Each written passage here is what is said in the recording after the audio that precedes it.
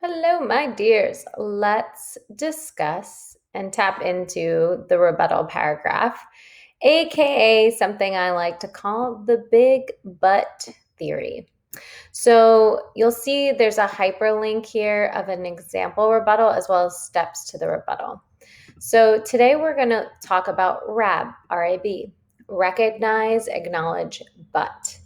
And notice the but in your RAB includes CEW, claim evidence warrant, which you already know how to do. So to start your rebuttal paragraph, you want to start with your R in the RAB, which stands for recognize. Recognize the other side, of course, still staying in the third person. And if you look at your example rebuttal document here, I do have some sentence stem starters that you are more than welcome to use if you're struggling.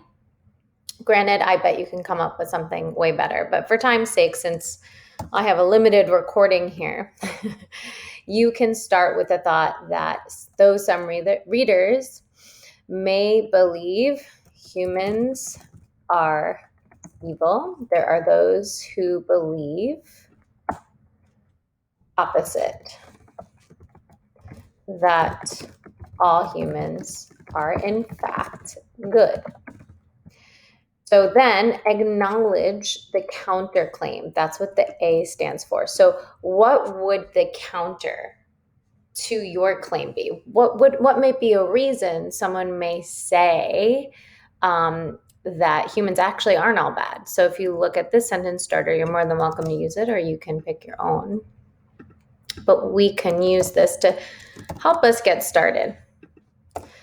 Society may feel that, ooh, I deleted the S, girl. Humans are good because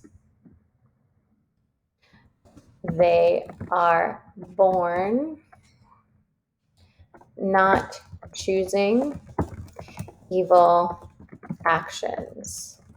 In fact, it is just society who may train and teach individuals to be, we could say, to make negative choices.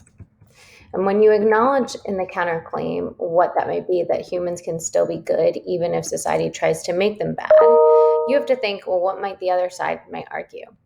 The other side might say something that, for instance, Ralph remains true to himself and stays good-natured even until the end of the novel as he is being hunted.